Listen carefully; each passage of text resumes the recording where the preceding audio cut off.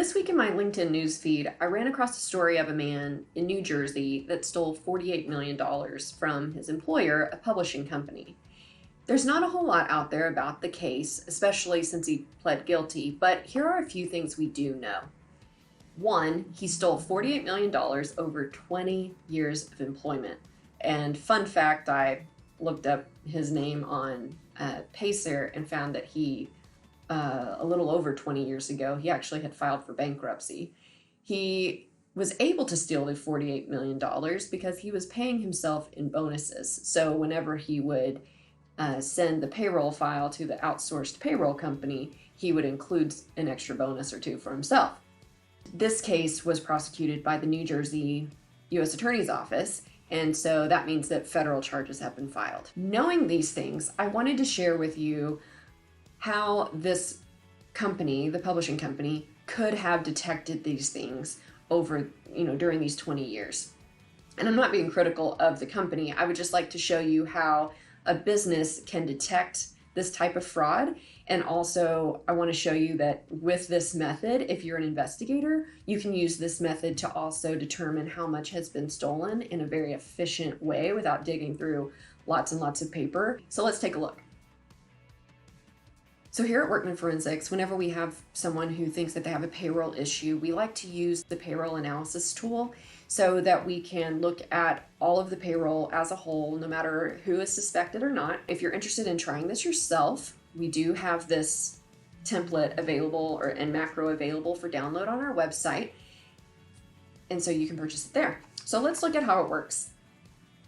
We're going to take some pay data, and the pay data sample that I'm looking at is what I wouldn't have been surprised to have found on the $48 million embezzlement that we were just talking about, where there were bonuses paid. And so I would imagine it's going to stick out. It would stick out like this one did. So the nice thing about our template is that you can look back, which is what we're going to do. We're going to look at some pay data from 2016 to 2019. But you could also just start in 2020 and just start uploading your pay data. And why this tool is so useful as well is that on your bank statement, if you're just looking at your bank statement to see what monies came in, what monies went out in the last month, payroll is usually lumped into a couple of transactions. And so you don't necessarily know. You might know, okay, every month we pay $50,000 in payroll, but you may not know if that $50,000 included too many payments, not enough payments. There's a lot of detail that's missing there. So what you can do is just request some pay exports from your payroll company, which most of them just let you download it online. And for this analysis, we've chosen the check date. We want to know when were the checks issued or direct deposits issued. We want to know their total pay. And then you'd also have an employee column, but it doesn't matter for this tutorial if we know who it was or not. All right, so what we're going to do is we're going to take our pay data and we're simply going to copy and paste. So Control C, or you can right click and just select that entire data. And then we're going to go to our gross pay analysis and make sure we're putting it on line number 3 here, and Control V to paste the pay dates or check dates and then also the gross pay.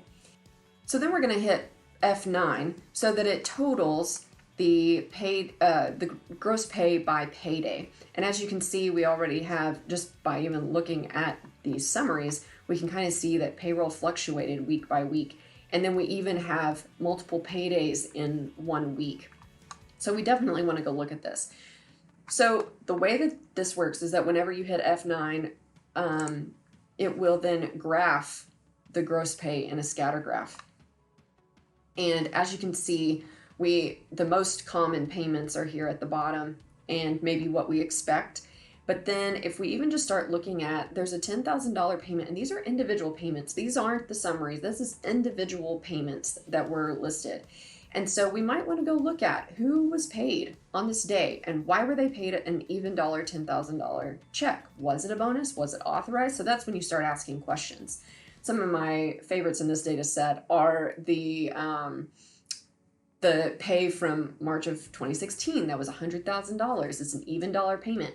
If you want to know more about even dollar payments and identifying those, our lead data analyst, Rachel, talks about how to find even dollar payments using Excel in one of our Data Sleuth hack videos. So make sure to check that out. But as you can see, all of these that appear to be anomalies, we're going to go and we're going to look at those. Then the other graph that can also be helpful is just that total gross pay by payday or by check date, which appears in that in the data tab of the template under the columns E and F, the payday and total gross pay. So what this shows us is kind of what we were noticing on that first tab of there's some, kind of normal fluctuation going on here. You can kind of see what's normal, but then we've got several outliers. And even these other ones, these are going to identify some payments that were maybe paid outside of what the company would have expected.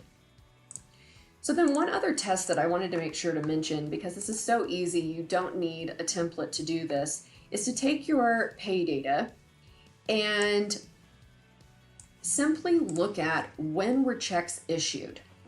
And so what we're going to do, we're going to create a weekdays column.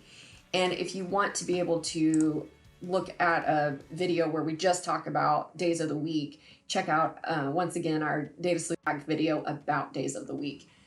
But for this, we're going to say equals text, and then we're going to select this value, and then you put in 4 Ds, and then that will tell you which day of the week that payment was made. Just so nice. Then, and as you can see, and I know, with this data set, the expected payroll date were Fridays. Payroll days were Fridays.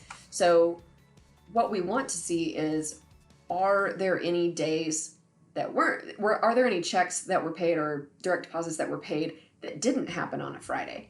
So what we're going to do, we're going to go to the data tab in Excel. We're going to select the filter option after we've highlighted our headers, and we're going to click on the weekdays little drop down menu, and we're going to remove the Friday one. Now, look at this. We've got Mondays, Saturdays, Sundays, Thursdays, Tuesdays, Wednesdays. Now, what I do know about this data set is that they did give people some expense reimbursements that were on different days of the week. So just for this tutorial, we're going to remove all of the weekdays, because why are we issuing payments on Saturdays and Sundays? Let's see what that gives us.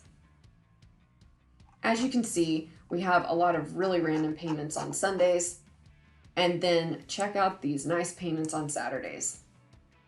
So those might be some that we want to look into.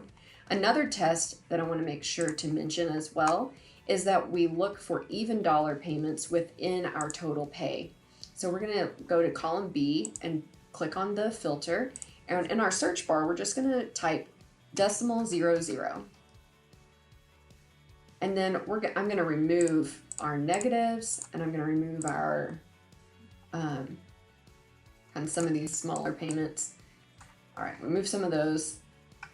And as you can see, we have some $100,000 payments, $40,000 payments, $50,000 payments. So these are even dollars. They did happen on a Friday, but as you can see, they're very large. Here's another $100,000.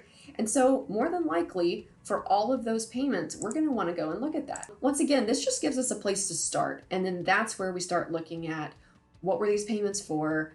Why were they paid? And so this helps us identify either if we suspect something has been going on for a while, maybe $48 million worth of these types of payments, or looking forward, where we can do it on an ongoing basis and test it every pay period or every month or even every quarter. If you have any questions, please shoot us an email at info@workmanforensics.com, and we're happy to help.